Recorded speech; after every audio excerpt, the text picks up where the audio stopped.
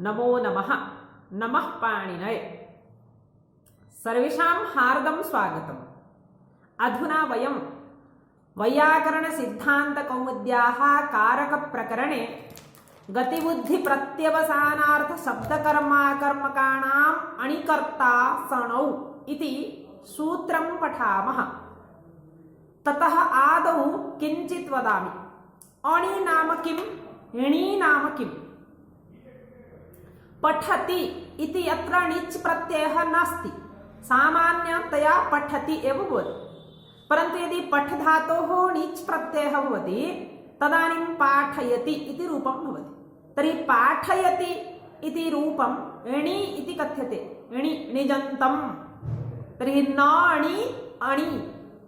तर्हि वदति सूत्रं गतिबुद्धिप्रत्यवसानार्थ शब्दकर्माकर्मकाणां गत्यर्थक बुद्ध्यर्थक प्रत्यवसानार्थ, प्रत्यवसानार्थ नाम भक्षणार्थक शब्दकर्मक अकर्मकाणां धातूनां अणिकर्ता, अण्यन्त अवस्थायां यः कर्ता, अण्यन्त अवस्थायां सः कर्म भवति।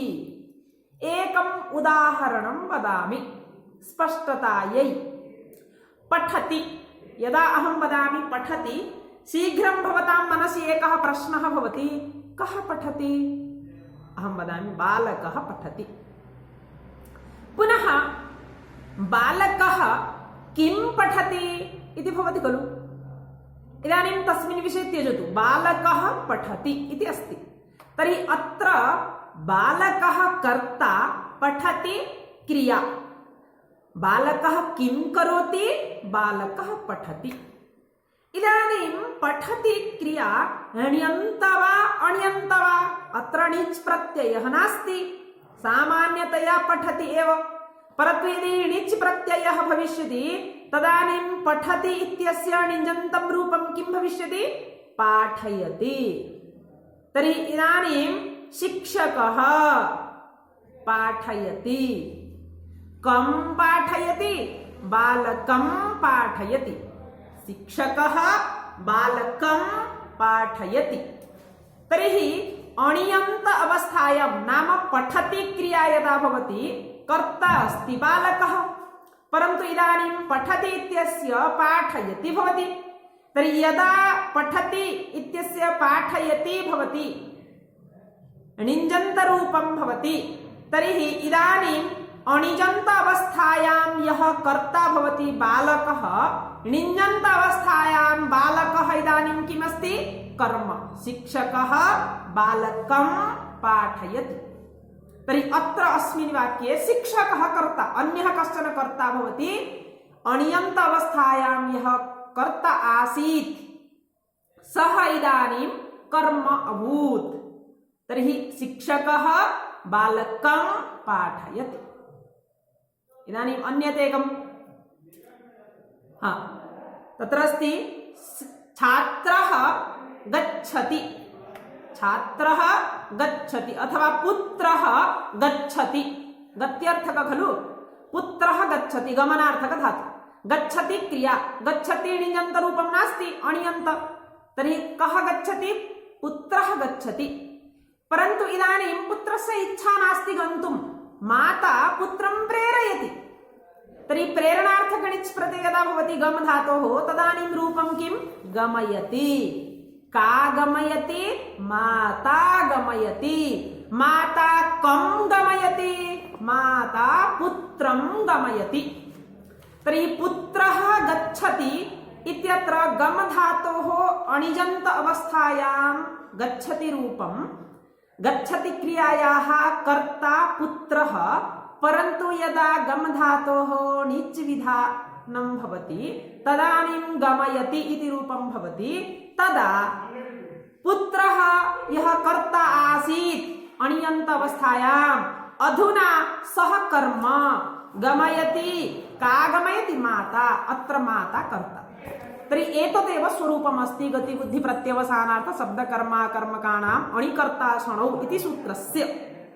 एकवारं सूत्रं पश्यामः। पदच्छेदः गतिबुद्धिप्रत्यवसानार्थ शब्दकर्माकर्मकाणाम् अणि कर्ता स णौ इति।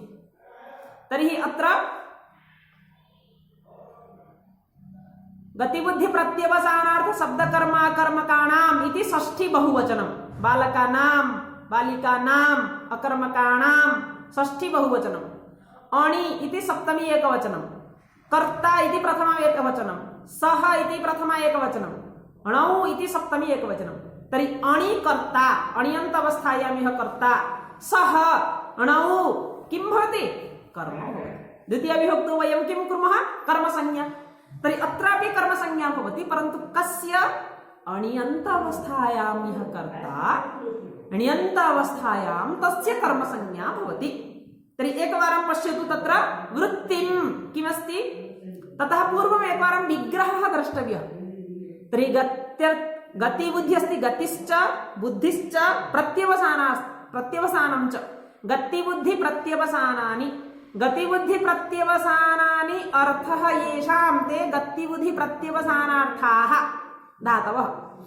पुनः शब्दकर्माणः, शब्दः एव कर्म येषां ते शब्दकर्माणः। पुनः अकर्मक, अविद्यमानं कर्म यस्य सः अकर्मक। इदानीं पश्यतु, हसति, कः हसति? बालकः हसति। पुनः पृच्छामि, बालकः किं हसति? भवति वा? न भवति। बालकः कुत्र हसति भवति, परन्तु बालकः किं हसति न भवति। हस् धातु इदानीम् अकर्मक। तर्हि गत्यर्थक, गत्याद्यर्थानां नाम गत्यर्थक, बुद्ध्यर्थक, प्रत्यवसानार्थक, प्रत्यवसान नाम भक्षण, भक्षणार्थक धातूनां शब्दकर्मणां, शब्दकर्मक धातूनाम् इदानीं ब्रूते, ब्रवीति इति अस्ति, ब्रूते इति अस्ति। तर्हि ब्रूते इति धातुः इदानीं शब्दकर्मक अस्ति। तर्हि शब्दकर्मक भवति चेत् किं भवति? शब्दकर्मक भवति चेत् तस्य धातोः अण्यन्त अवस्थायां यः कर्ता भवति, अण्यन्त अवस्थायां सः कर्म भविष्यति। इदानीम् अकर्मक, अकर्मक धातूनामपि तथा अणिजन्त अवस्थायां यः कर्ता, निञ्जन्त अवस्थायां कर्म भवति। अत्र एका कारिका अस्ति, एकवारं पश्यामः। शत्रून् अगमयत् स्वर्गं, वेदार्थं स्वानवेदयत्, आसयच्चामृतं देवान्, वेदम् अध्यापयद् विधिम्, आसयत् सलिले पृथ्वीं, यः स मे श्रीहरि गतिः। तर्हि शत्रुन् अगमयत् स्वर्गं, हरिः। इदानीं गच्छति, शत्रवः स्वर्गं गच्छन्ति, गच्छन्ति क्रिया। गच्छन्ति इत्यस्य बहुवचने किं भवति? न, गच्छति इत्यस्य णिञ्जन्ते किं भवति? गमयति। तर्हि गच्छन्ति बहुवचनमस्ति। के गच्छन्ति? शत्रवः गच्छन्ति। शत्रवः कुत्र गच्छन्ति? स्वर्गं गच्छन्ति। तर्हि अत्र शत्रवः कर्ता, स्वर्ग कर्म, गच्छन्ति क्रिया। परन्तु इदानीं हरिः आगतवान्। हरिः किं करोति? शत्रुन् गमयति। शत्रवः न इच्छन्ति स्वर्गं गन्तुं। हरिः युद्धेन मारयित्वा तं शत्रुम् अथवा तां शत्रुन् स्वर्गं प्रेषयति। तर्हि हरिः गमयति। कान् गमयति? शत्रुन्। कुत्र? स्वर्गं। हरिः शत्रुन् स्वर्गं गमयति।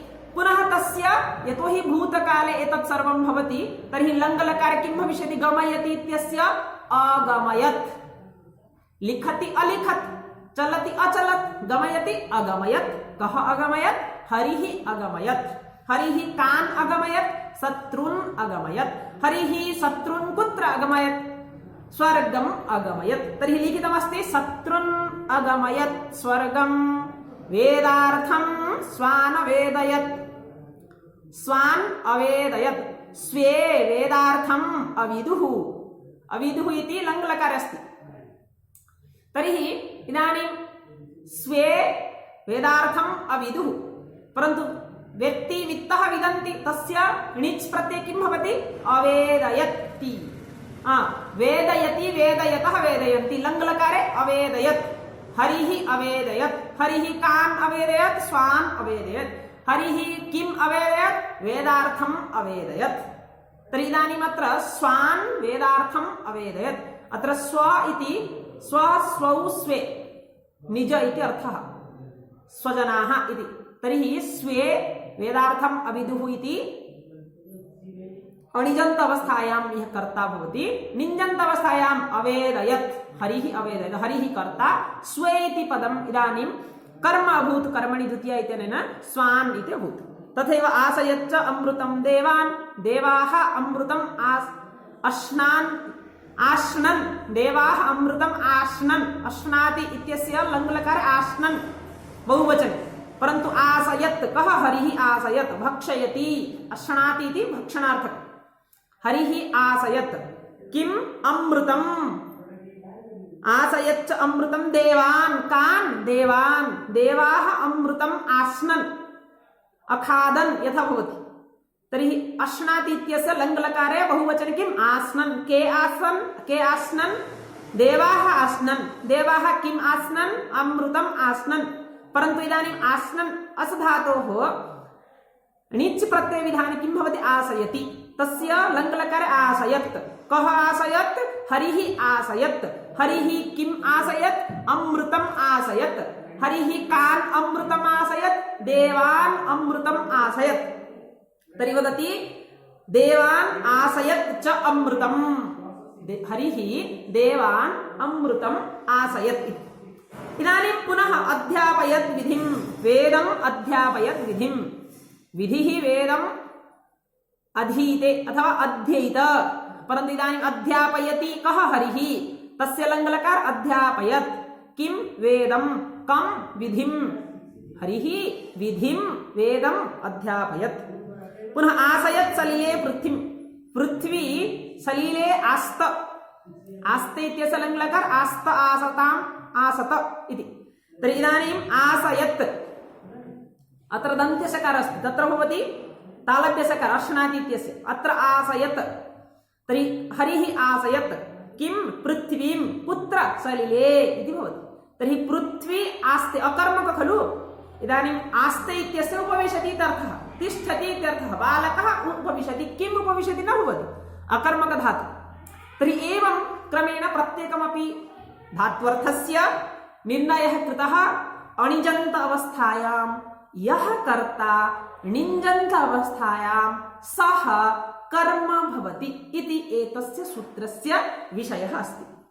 अग्रे वदति यः एतत् सर्वं कृतवान् सः हरिः मे गतिः, मम गतिः, वदति खलु हरिः मम विना अन्या गतिः नास्ति इति, तर्हि सः हरिः मे गतिः इति।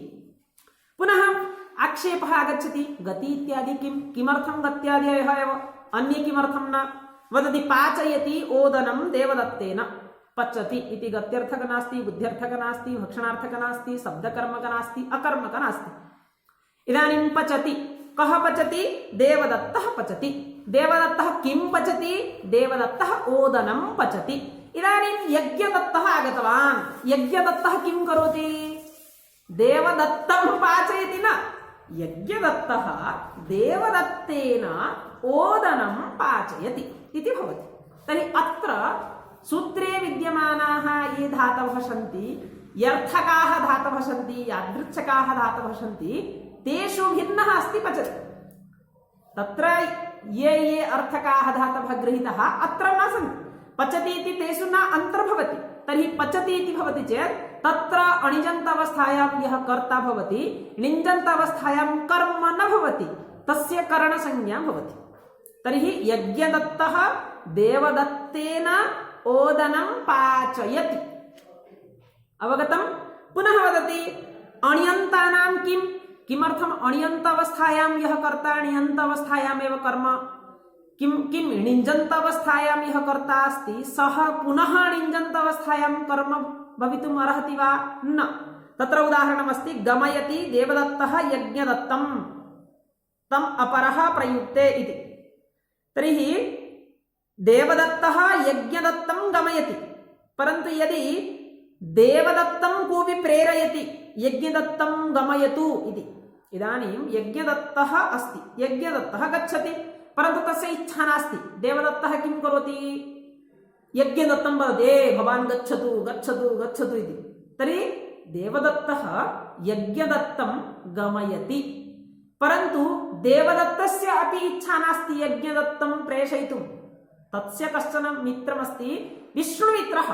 विष्णुमित्रः देवदत्तेन यज्ञदत्तं गमयति। अवगतं वा?